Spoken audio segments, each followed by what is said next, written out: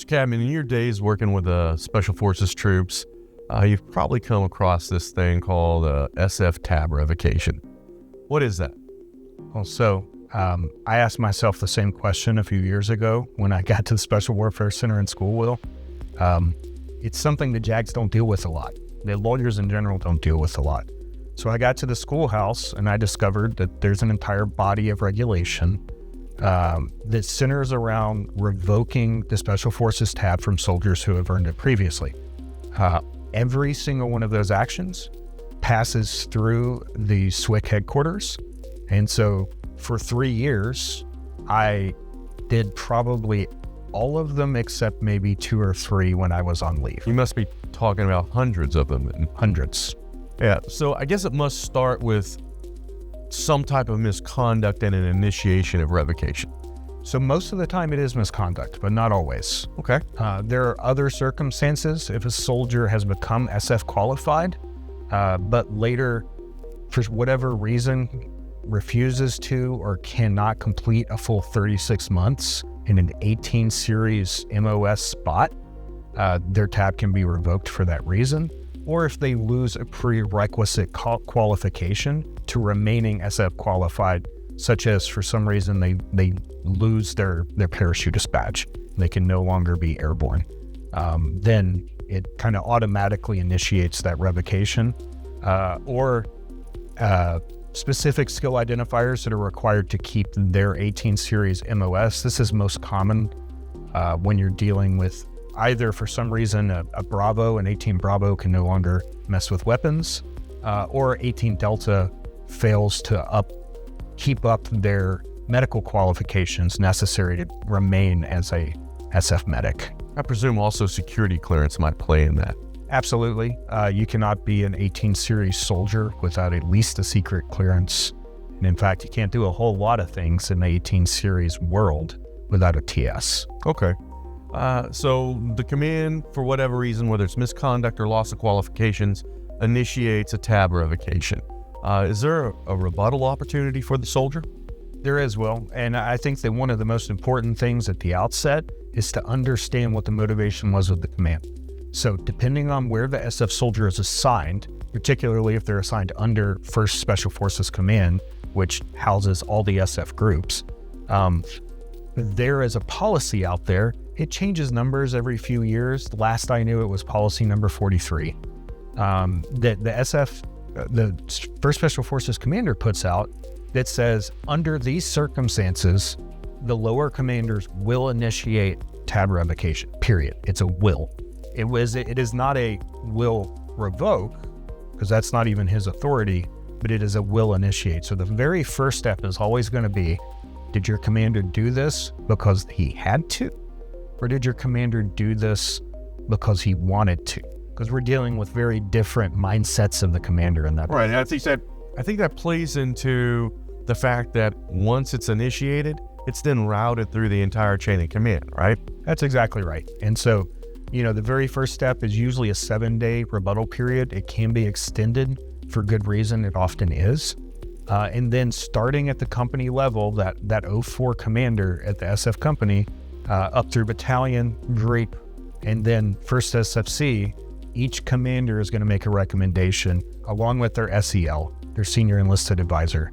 And then that is going to be lateraled over to SWCC headquarters. This is assuming it's actually coming out of the groups. Right. Now I guess the SWCC commander is the guy who makes the decision on this? For all active duty SF personnel and reserve, there aren't reserve, but National Guard SF personnel as well. Okay. So what happens if the commander says, yep, we're going to revoke the tab? Is the process over then? It is not. There is an appellate opportunity. The appellate authority for SF tab revocations is the USASOC commander. That's the U.S. Army Special Operations Command 3-star. And I guess the soldier has the opportunity to prepare materials for that command. Right, and it will continue to go through the entire chain of command all over again.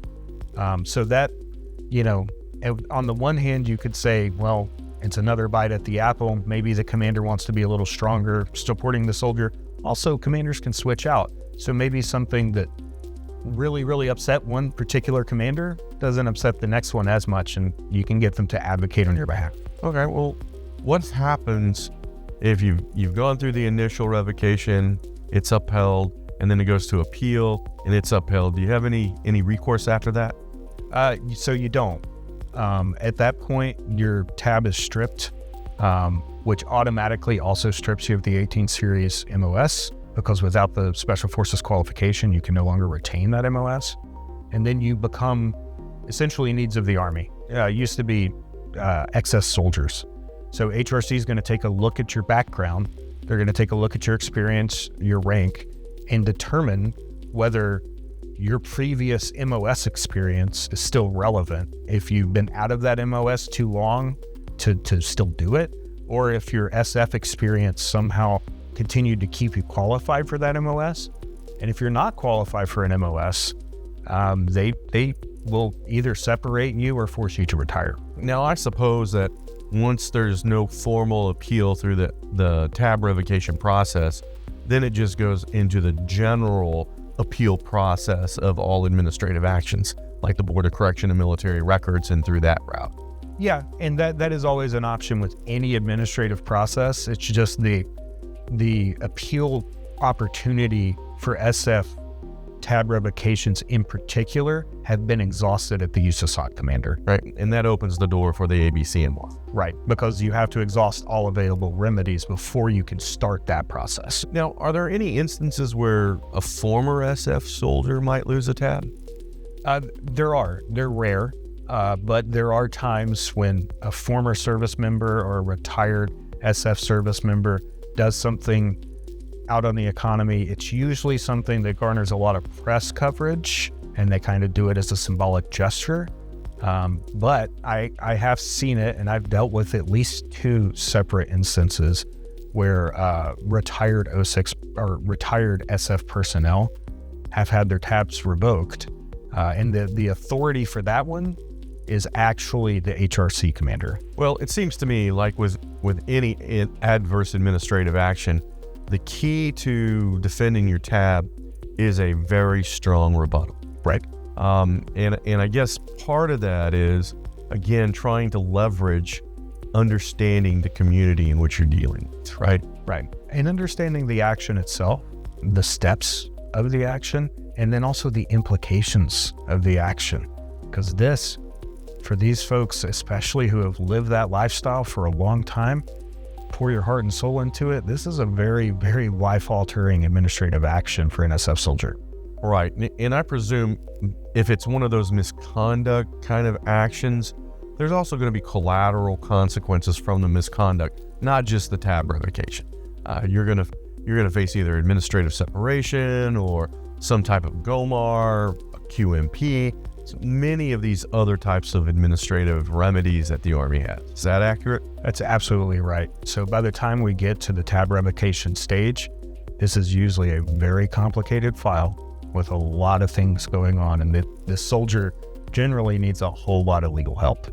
If you're a Special Forces soldier and you're facing tab revocation, you need to call someone who knows, someone who's worked with the Special Forces community, and that's us, the Law Office of Will M. Helixon.